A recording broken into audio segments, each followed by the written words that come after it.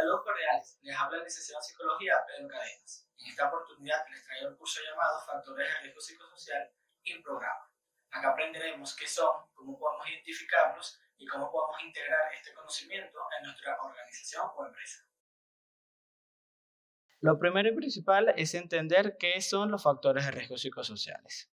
De acuerdo a la Organización Internacional del Trabajo, los factores de riesgo psicosociales son aquellas características de las condiciones de trabajo que afectan a la salud de las personas a través de mecanismos psicológicos y fisiológicos a los cuales se llaman estrés. En pocas palabras, se pueden considerar factores de riesgo psicosociales cualquier cosa que influya negativamente sobre la salud y el rendimiento y la satisfacción laboral. Todo esto es producto de fallas prolongadas en el diseño, la organización, la planificación y la gestión del trabajo. De igual manera, a un escaso contexto social del trabajo donde se puede producir efectos negativos en la salud física, mental y social, como lo es el estrés, el síndrome de burnout e incluso la depresión. Ahora vamos a hablar sobre los tipos de factores de riesgo psicosociales.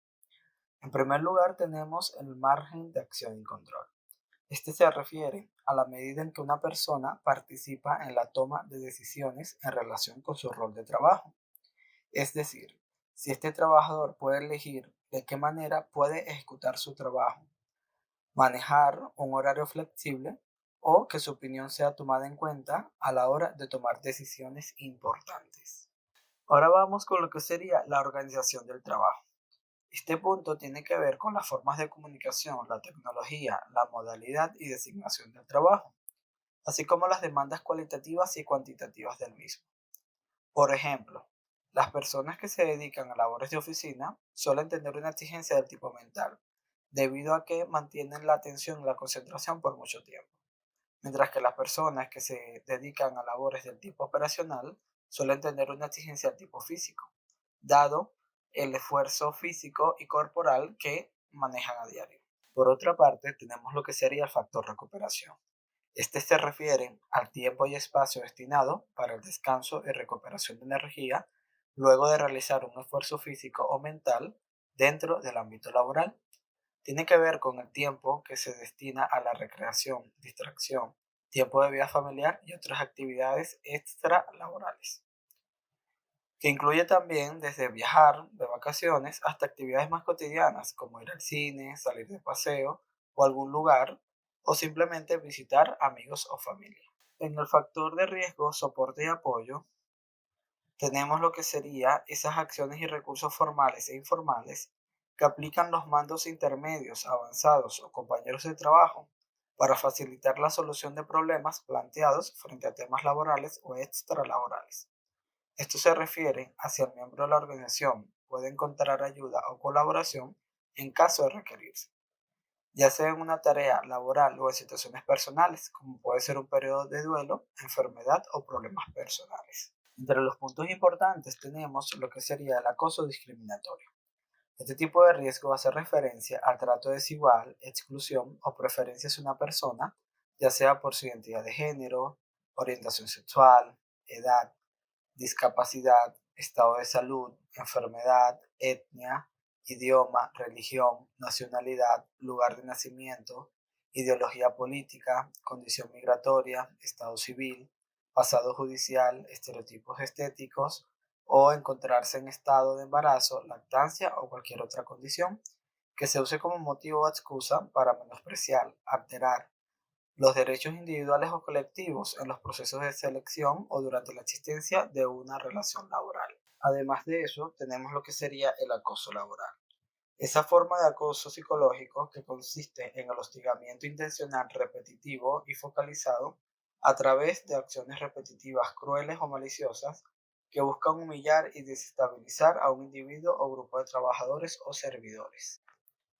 Un ejemplo muy frecuente en las organizaciones es cuando los trabajadores reciben gritos, amenazas o comentarios malintencionados dentro del ámbito laboral, lo cual ocasiona conflictos a nivel interpersonal e incluso a nivel interlaboral. Entre los puntos importantes destacan lo que sería el acoso sexual, uno de los riesgos psicosociales más delicados debido a sus consecuencias. Incluye lo que sería insinuaciones sexuales no deseadas que afectan la integridad física, psicológica o moral de los trabajadores. Por ejemplo, piropos invasivos, el roce o contacto corporal sin el permiso de la persona, o incluso el chantaje o manipulación para obtener algún beneficio. Entre los puntos importantes tenemos lo que sería la adicción al trabajo.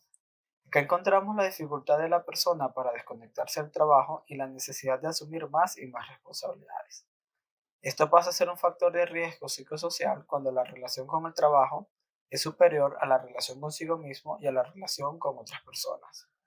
Una particularidad de la adicción al trabajo es que, a diferencia de otras adicciones, esta se alaba y se recompensa, mientras que con otras adicciones no sucede lo mismo. Casos muy comunes de este factor es cuando la persona trabaja horas extras y asume cargas laborales sin que nadie se lo exija o se lo demande, lo cual desemboca en problemas superiores como estrés laboral, síndrome de burnout, incluso enfermedades físicas o mentales.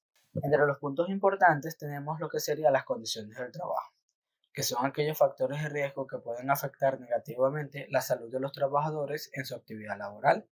Tiene que ver con las condiciones de trabajo, las condiciones de seguridad, ergonomía e higiene, entre otras, que influyen en la salud ocupacional.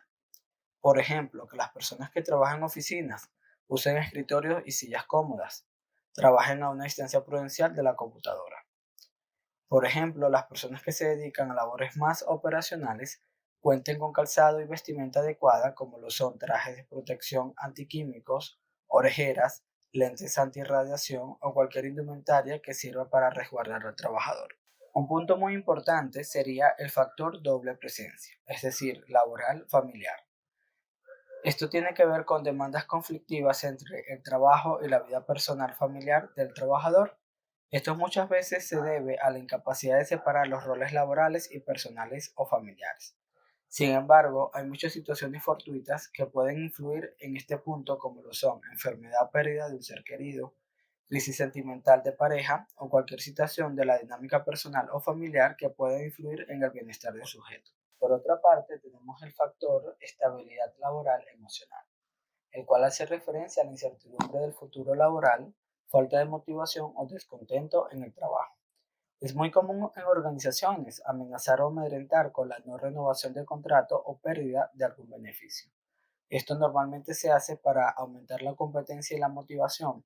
Sin embargo, está demostrado que esto genera malestar emocional y por consiguiente un descenso de la calidad laboral. Ya por último tenemos la salud autopercibida, lo cual es la percepción de respecto a la salud física o mental de la persona.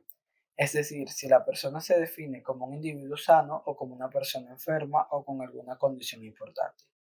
Acá también es importante hablar de otros factores como la hipocondriasis, una alteración mental donde la persona tiene una preocupación excesiva por la salud, ya sea por enfermedades reales o temidas por la persona. Ahora vamos a hablar un poco acerca de las consecuencias. La consecuencia más habitual presentada en estos casos sería el abandono voluntario del puesto de trabajo por parte de los empleados. Sumado a eso, también suele haber una reducción de la calidad del producto o servicio que se oferta. También se ha registrado con las estadísticas que hay un aumento de probabilidades de accidentes laborales.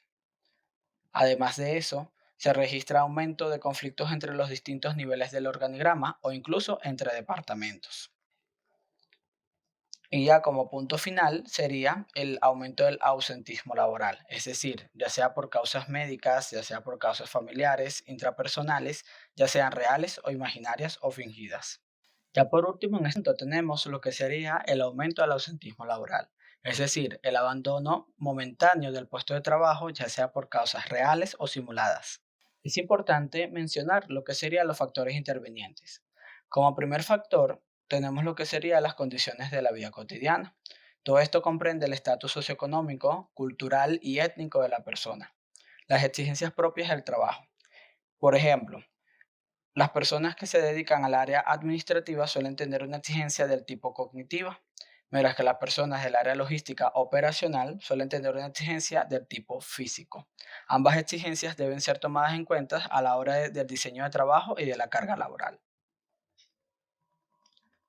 Además de eso, tenemos los factores extralaborales.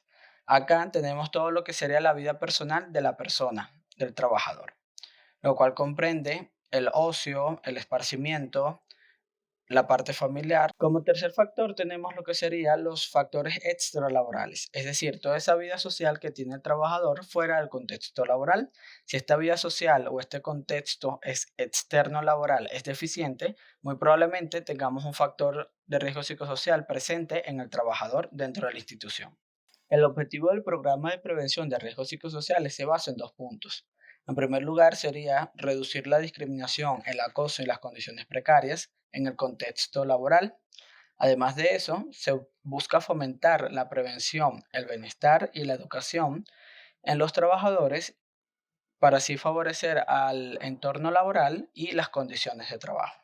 Ahora vamos a hablar un poco acerca de lo que serían las fases. Como primera fase tenemos el diagnóstico. El diagnóstico corresponde a la evaluación previa que se realiza en toda institución con el fin de determinar los niveles o la incidencia de los factores de riesgo psicosocial. Este test que vemos aquí en pantalla corresponde al test sugerido por el Ministerio de Trabajo, el cual es una evaluación completa de todos los factores de riesgo mencionados anteriormente. Como segunda fase tenemos el análisis de resultados. En esta fase se procede a procesar toda la información obtenida mediante la evaluación anterior. Acá se sacan gráficas, cuadros comparativos y toda aquella herramienta cuantitativa que nos permita determinar los niveles o la incidencia de los factores de riesgo psicosociales dentro de la organización. Una vez culminado el análisis de resultados, iríamos a la fase de socialización de resultados. Acá se hace una reunión con todos los trabajadores y se explica de forma detallada y amena los resultados obtenidos en cada una de las dimensiones, con el fin de hacer público y de hacer bastante participativo toda la actividad y todo el proceso que se está realizando dentro de la institución. Ahora llegamos a una de las fases más importantes, que sería el plan de acción. En esta fase se ejecutan ya sea las acciones preventivas o de intervención con el fin de mejorar o mantener las condiciones de trabajo que producen bienestar en los trabajadores. Ahora vamos con lo que sería el seguimiento. En esta fase se hace una vigilancia de que todos los procesos ejecutados anteriormente estén dando resultados o estén siendo eficientes, ya sea para su mejora o aplicación continua del mismo. Gracias por tu atención y por todo el tiempo que has dedicado a este proceso de aprendizaje. Espero que esta información sea de mucho provecho y de mucha utilidad para ti. Nos vemos en una próxima oportunidad. Hasta luego.